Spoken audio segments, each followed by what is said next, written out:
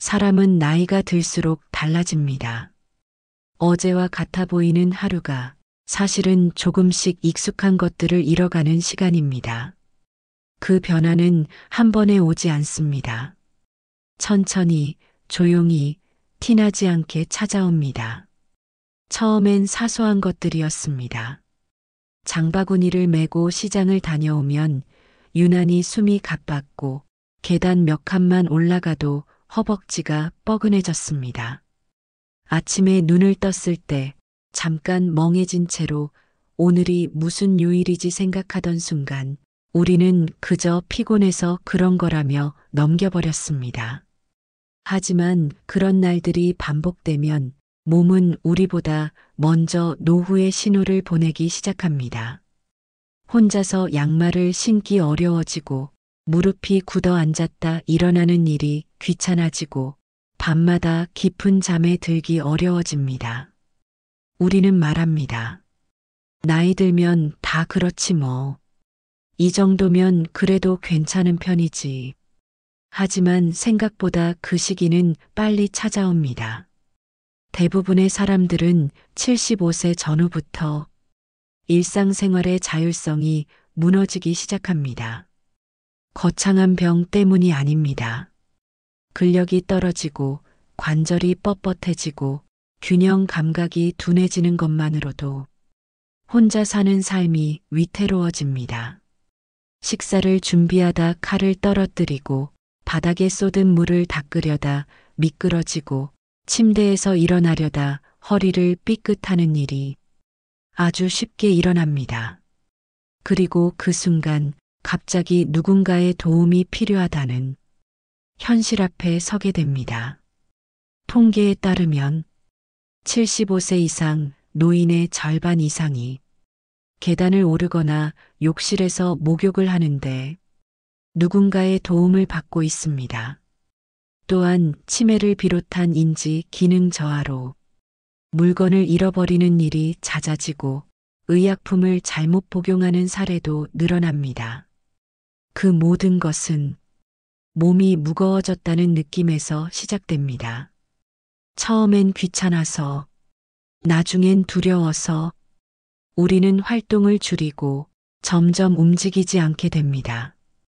그러면 신체 기능은 더 빠르게 퇴화합니다. 움직이지 않으면 쓰지 않게 되고 쓰지 않으면 잃게 됩니다. 그렇게 우리는 조금씩 혼자서 살아가기 어려워지고 누군가에게 기대야만 살 수 있는 시기를 맞이하게 됩니다.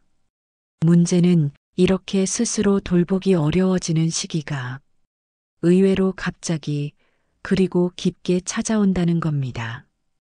건강을 잘 챙겼다고 생각했던 사람도 한 번의 낙상, 한 번의 병원 입원 이후 예전의 생활로 돌아가지 못하는 경우가 많습니다. 한 어르신은 겨울 아침에 이불을 털다 미끄러졌고 고관절 골절로 병원에 입원한 뒤 지팡이 없이는 거동이 어려워졌습니다. 그 어르신은 이렇게 말했습니다. 그냥 평범한 하루였어. 그런데 그 하루가 내 삶을 바꿔놨어. 그렇습니다. 노아는 어느 날 갑자기 이제는 안 되겠구나라는 생각을 들게 합니다. 그리고 그 생각은 마음을 지치게 만들고 의욕을 잃게 하고 사람들과의 관계마저 멀어지게 합니다. 결국엔 몸만 아픈 게 아니라 마음도 다치고 삶 전체가 무너지기 시작합니다. 이것이 75세 이후에 찾아오는 가장 현실적인 위기입니다. 하지만 문제는 이 위기가 미리 준비하지 않으면 누구에게나 동일하게 온다는 사실입니다. 우리가 젊었을 때는 한번 아프면 쉬면 되었습니다. 하지만 70대 이후엔 다릅니다. 하루 누운 것이 한 달의 회복으로 이어지고 한 달의 회복이 완치가 아닌 관리가 됩니다. 그러니 지금 아직 손에 힘이 남아있고 다리의 중심이 잡힐 때 대비해야 합니다. 우리의 몸은 한계에 다다르기 전에 분명히 경고를 보내고 있습니다. 그 경고를 무시하면 그 대가는 너무 큽니다. 누군가의 도움이 없으면 목욕을 하지 못하고 혼자 시장을 가지 못하고 심지어는 약을 언제 먹어야 하는지도 헷갈리게 됩니다. 그렇게 우리는 하루하루 의존 속에 살아가게 됩니다. 그 삶이 결코 부끄러운 것은 아니지만 그걸 원했던 것은 분명 아닐 것입니다. 그래서 지금이 중요합니다. 아직은 스스로의 힘으로 살 수 있을 때 우리는 선택할 수 있습니다. 늦기 전에 몸의 신호에 귀를 기울이고 생활을 바꾸고 습관을 조정하고 노후를 준비하는 것. 그 시작은 크지 않아도 됩니다. 오늘 하루 한 걸음 더 걷는 것, 무릎을 구부리며 일어나는 것, 밤에 자기 전 물을 한 컵 덜 마시는 것, 그런 작고 사소한 변화들이 우리의 80대를 완전히 다르게 만들어줄 수 있습니다. 지금 우리는 75세 이후를 향해 조금씩 다가가고 있습니다. 그 미래의 나에게 이렇게 말할 수 있었으면 좋겠습니다. 나는 미리 준비했어. 그래서 아직도 내 힘으로 살아가고 있어. 그 말을 당당하게 할 수 있는 삶. 그것이 바로 우리가 지금 이 순간 노후를 준비해야 하는 진짜 이유입니다. 노후에 가장 먼저 무너지는 건 거창한 병이 아닙니다. 하루의 시작과 끝을 지키는 가장 기본적인 리듬부터 무너집니다. 그 리듬이란 바로 잘 자는 것과 잘 걷는 것입니다. 이 두 가지가 무너지면 그 어떤 것도 제대로 유지할 수 없습니다. 먼저 수면입니다. 나이가 들수록 수면의 질이 떨어지는 건 어쩔 수 없는 변화입니다. 호르몬의 분비가 줄고 낮과 밤의 구분이 흐려지면서 잠이 쉽게 들지 않고 자주 깨고 깊이 잠들지 못하게 됩니다. 실제로 70세 이상 어르신의 80% 이상이 수면 문제를 경험한다고 합니다. 잠이 들기 어려워지고 자다가 두세 번 깼다가 다시 잠드는데 시간이 오래 걸리기도 합니다. 그런데 문제는 잠을 못 자면 단순히 피곤한 것이 아니라 우리 몸 전체 기능이 빠르게 저하된다는 점입니다. 면역력은 물론이고 혈압 조절, 혈당 유지, 기억력, 기분 조절까지 수면이 제대로 되지 않으면 하루 전체가 흐트러집니다. 한 어르신은 이렇게 말했습니다. 이젠 밤이 오는 게 무섭습니다. 누워도 잠이 안 오고 뒤척이다 보면 새벽이 됩니다. 그 불안은 하루를 피로하게 만들 뿐 아니라 노년의 삶 전체를 위축시키게 만듭니다. 그렇다면 어떻게 바꿔야 할까요? 수면을 되찾는 방법은 사실 거창하지 않습니다. 중요한 건 하루 리듬을 다시 세우는 것입니다. 먼저 햇빛을 충분히 보는 것입니다. 아침에 커튼을 걷고 510분이라도 창밖 햇살을 마주하세요. 낮에 밝은 빛을 충분히 쬐면 밤에 수면 유도 호르몬인 멜라토닌이 더 자연스럽게 분비됩니다. 둘째, 일정한 시간에 자고 일어나는 습관입니다. 휴일에도 같은 시간에 기상하고 오후 늦게 낮잠을 자지 않는 것이 중요합니다. 수면의 깊이는 규칙성에서 만들어집니다. 셋째, 잠들기 2시간 전에는 밥을 먹지 않고 핸드폰이나 TV 같은 자극적인 빛을 멀리하는 것이 좋습니다.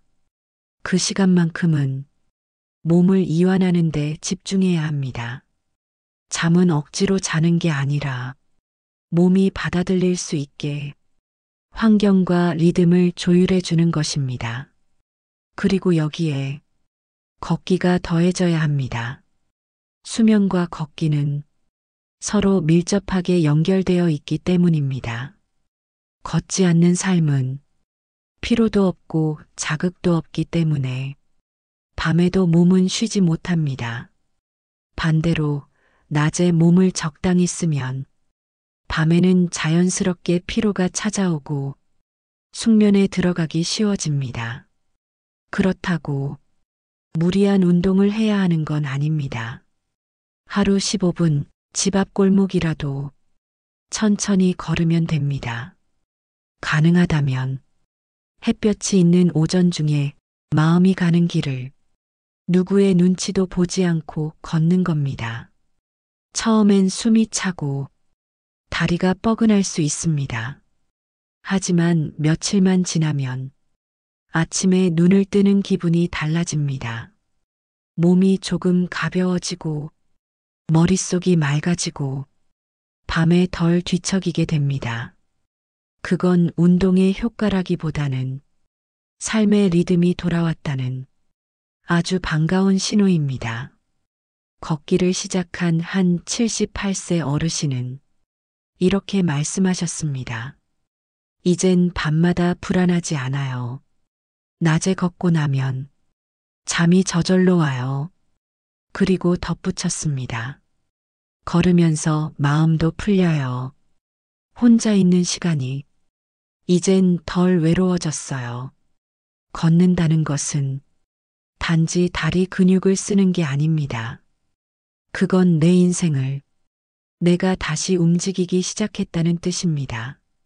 걷기와 수면, 이 두 가지는 복잡한 건강 정보보다 가장 먼저 챙겨야 할 삶의 기반입니다. 하루가 왜 이렇게 힘든지 모르겠다면 일단 걸어보세요. 그리고 잠을 바꿔보세요.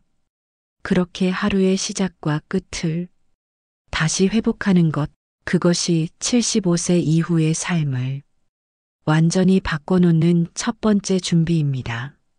사람은 잘 자고 잘 걸을 수 있을 때 비로소 자존을 지킬 수 있습니다. 자식이 돌봐주지 않아도 괜찮고 요양원 걱정을 하지 않아도 되는 삶. 그 시작은 이 두 가지를 제대로 챙기는 것에서 출발합니다. 지금 이 순간부터라도 당신의 하루 리듬을 다시 설계해 보시길 바랍니다. 그 리듬 하나가 내일의 일상을 지켜주는 든든한 기반이 되어줄 것입니다.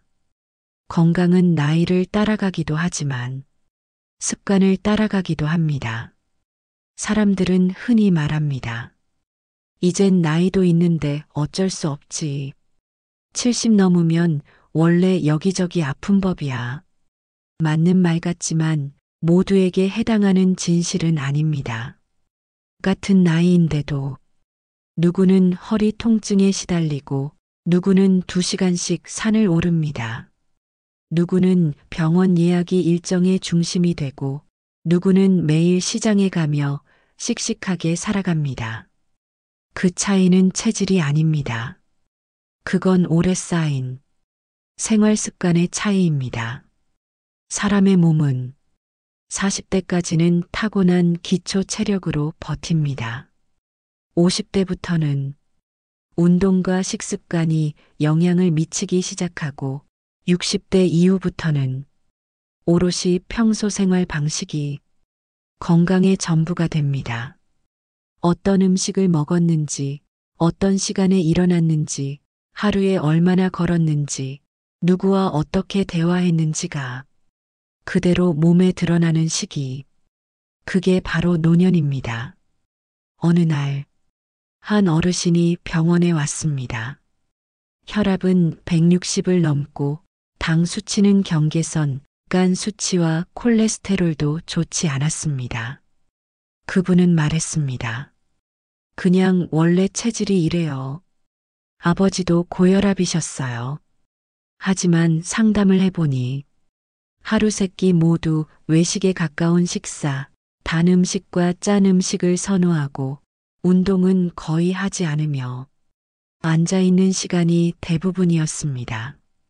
그 모든 것이 체질이 아니라 습관이었습니다. 이런 일은 흔합니다. 우리는 건강이 나빠지면 의사나 약을 먼저 떠올리지만 실은 고쳐야 하는 건 하루하루의 생활입니다.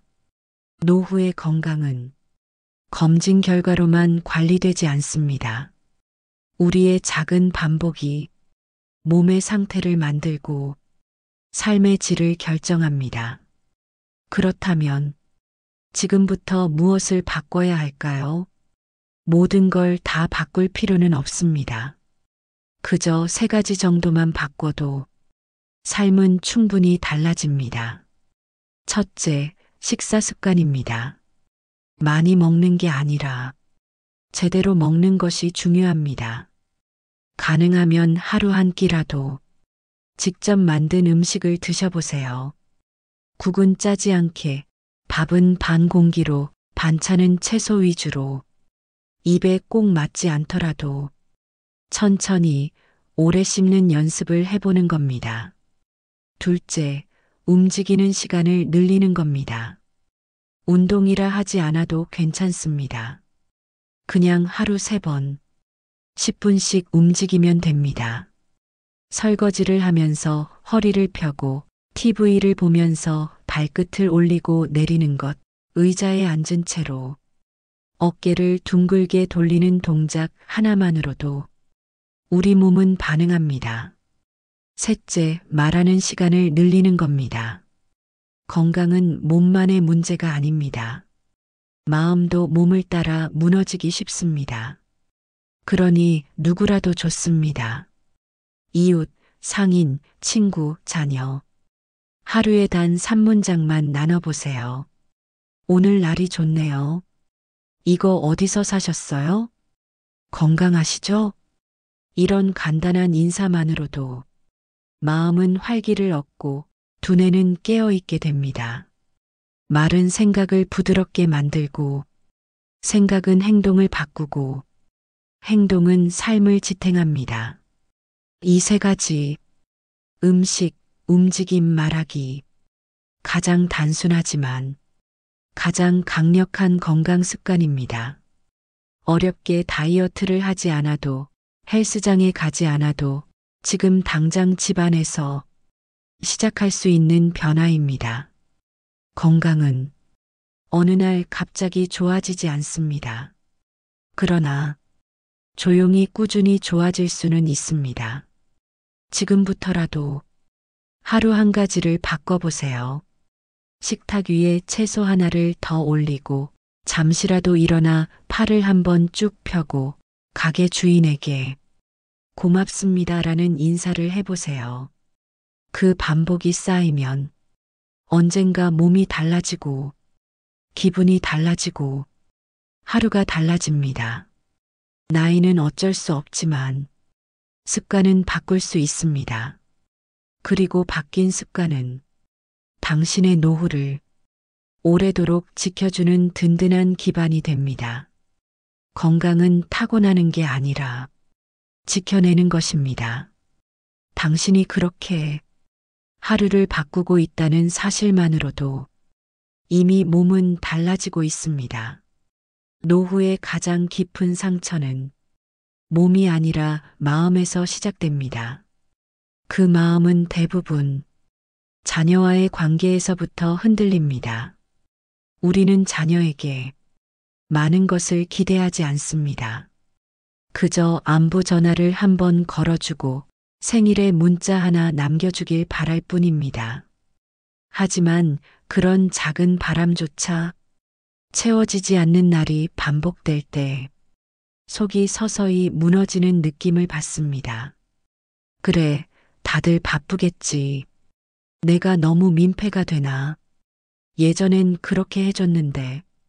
그런 말들이 하루에도 몇 번씩 떠오릅니다. 자녀는 분명 우리 삶의 전부였습니다. 희생이라 말하지 않아도 우리는 모든 걸 아이들에게 쏟아부었습니다. 그러니 나이 들어선 그들이 나를 챙겨주길 바라게 됩니다. 그 마음은 자연스럽고 당연한 겁니다. 하지만 현실은 다릅니다. 자녀는 이제 자신의 가족과 생계를 책임지며 우리에게 줄 수 있는 시간과 마음이 생각보다 많지 않습니다. 그걸 이해하면서도 마음은 쉽사리 비워지지 않습니다. 서운하고 섭섭하고 그러다 다시 스스로를 다독입니다. 그래도 자식인데 그만하면 잘하는 거지. 이렇게 반복되는 감정은 우리를 조용히 지치게 만듭니다. 기대를 끊는다는 건 차가운 게 아니라 내 마음을 지키는 선택입니다. 기대가 줄면 서운함도 줄고 마음은 조금씩 편안해집니다. 한 어르신은 이렇게 말했습니다. 자식에게서 돌아오지 않는 걸 기다리는 시간을 멈추었더니 마음이 한결 가벼워졌어요. 그 말은 무심하게 들리지만 사실은 오랜 상처 위에 쌓인 지혜였습니다. 관계를 놓으라는 이야기가 아닙니다. 그 중심에서 자녀가 아닌 나를 두라는 뜻입니다. 그러면 모든 관계가 조금 더 건강한 거리를 유지하게 됩니다. 마음을 중심에 두고 살아가면 나를 존중하는 사람과 천천히 연결될 수 있습니다. 집 앞 텃밭을 함께 가꾸는 이웃, 매일 시장에서 마주치는 상인, 동네 복지관에서 만나는 취미 친구들. 이런 관계가 자리를 잡을 수 있는 건 내가 여백을 만들었기 때문입니다. 사람은 여백이 있어야 관계를 채울 수 있습니다. 가득 찬 기대와 서운함으로는 새로운 사람이 들어올 공간이 없습니다. 어떤 어르신은 이웃 아주머니와 아침마다 함께 걷습니다. 걷는 동안 별말은 없어도 누군가 옆에 있다는 사실만으로 마음이 든든해진다고 합니다. 정서적인 안정은 그렇게 작고 단단한 관계에서 시작됩니다. 가족이 전부였던 삶을 지나 이제는 나를 위해 존재하는 사람과의 연결이 더 소중해집니다. 그 중심에 이제는 자녀가 아닌 나라는 사람이 있어야 합니다. 나는 무엇을 좋아하는지, 나는 어떤 하루를 원하는지 그 물음에 답하면서 삶의 리듬을 되찾는 겁니다. 자녀는 여전히 사랑하고 소중한 존재입니다. 하지만 내 인생 전체를 그들에게 걸어둘 수는 없습니다. 나이가 들수록 사랑은 줄어들지 않지만 기대는 줄여야 평온해집니다. 기대는 줄이고 존중은 지키는 관계. 그것이 노년기에 가장 알맞은 부모와 자식의 거리입니다. 전화가 오지 않는 날이 이제는 덜 쓸쓸하고 문자가 오면 그저 반가운 하루의 선물이 되는 삶. 그런 관계는 기대 위가 아니라 존중 위에서 시작됩니다. 나를 먼저 챙기는 사람은 결국 더 건강한 관계를 만들어냅니다. 누구와도 경쟁하지 않고 누구에게도 의존하지 않는 삶. 그 삶은 나 자신이 중심에 있을 때 가능해집니다. 사람들은 종종 말합니다. 나는 가족 없으면 아무것도 아니야. 하지만 그건 스스로를 작게 만드는 말입니다. 나는 가족이기 이전에 한 사람입니다. 삶을 꾸리고 하루를 만들고 자기 생각을 가진 하나의 삶입니다. 그 삶을 지키기 위해 이제는 자녀보다 먼저 자기 자신을 챙기셔야 합니다. 외롭지 않으려고 매달리기보다 고요한 하루를 풍요롭게 만드는 연습, 그것이 진짜 정서적 독립입니다. 오늘 하루 내 마음을 먼저 들여다보세요. 자녀를 걱정하기 전에 나를 걱정해 주시고 자녀의 건강을 염려하기 전에 나의 건강한 식사를 챙겨보세요. 그렇게 하루하루를 채우다 보면 누군가와 나누는 관계가 부담이 아니라 기쁨이 되고 자녀와의 연결도 기대가 아닌 감사로 바뀔 것입니다. 사람과의 거리는 멀수록 냉정한 것이 아니라 적당할수록 따뜻해집니다. 그리고 그 거리 조절은 내가 먼저 시작해야 진짜 평온해집니다. 지금 이 순간부터라도 자녀보다 나를 더 소중히 여겨보세요. 그 태도 하나가 당신의 남은 인생을 지키는 가장 단단한 울타리가 될 것입니다. 노후의 가장 현실적인 불안은 돈이 부족한 순간보다 돈 앞에서 스스로를 작게 만드는 마음입니다. 평생을 일하며 모은 돈이 있음에도 어떤 날은 그 돈을 내 마음대로 쓰지 못할 때가 있습니다. 자식의 눈치를 보고 혹시 모를 미래를 염려하며 오늘의 나를 계속 뒤로 미루는 것입니다. 혹시 다음 달에 병원비가 필요하면 어쩌지? 이 돈으로 손주 선물을 사는 게 낫지 않을까? 내가 이걸 사는 게 사치 아닐까? 이런 생각이 지갑을 멈추게 하고 그 멈춤이 우리 삶의 자신감을 조금씩 갉아먹습니다. 많은 분들이 노년에는 아끼는 것이 미덕이라 말하지만 진짜 중요한 건 어떻게 쓰느냐에 대한 지혜입니다.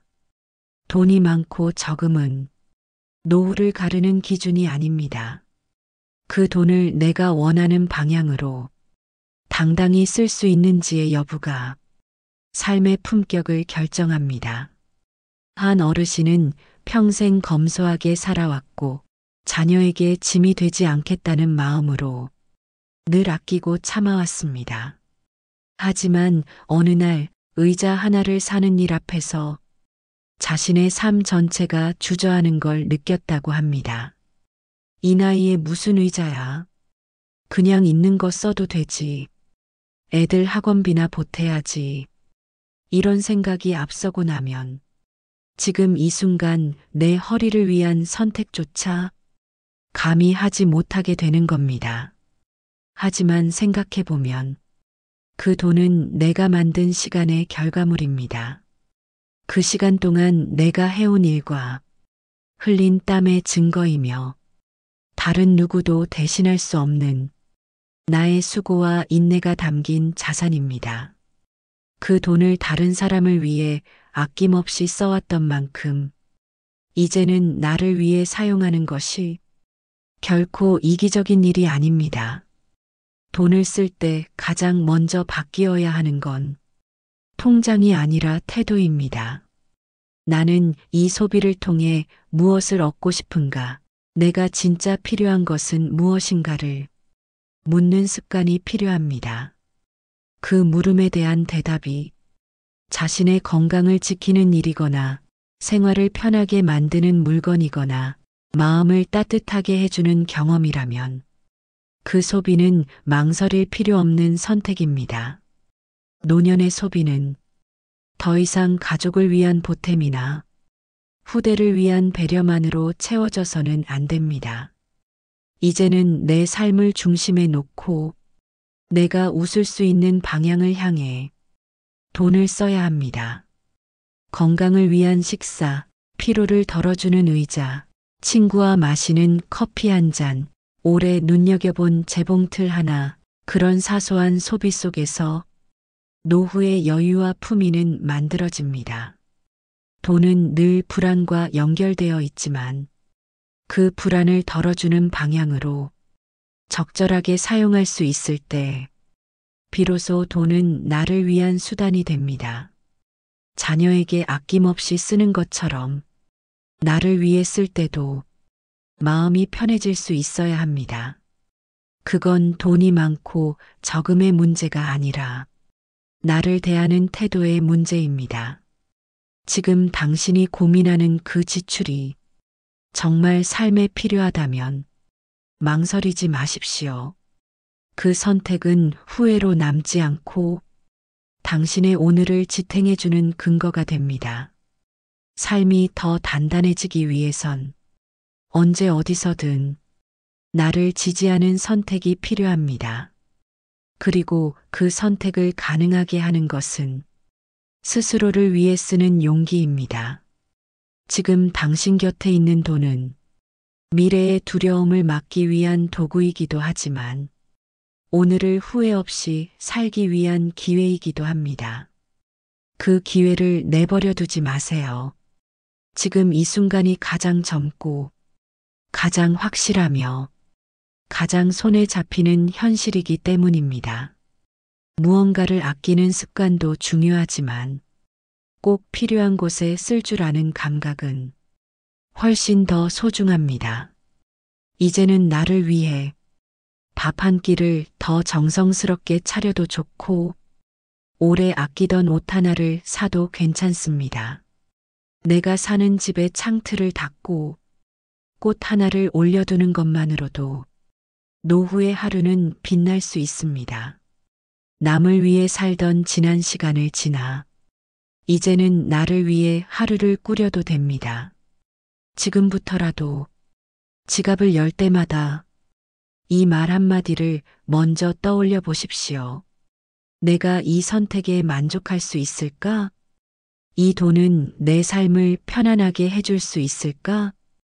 그 대답이 예라면 그 소비는 반드시 당신 삶의 한 부분을 따뜻하게 채워줄 것입니다. 돈보다 중요한 건 그 돈을 당당히 나를 위해 쓸 줄 아는 태도입니다. 그리고 그 태도가 바로 노후의 자존감을 지켜주는 가장 현실적인 힘입니다.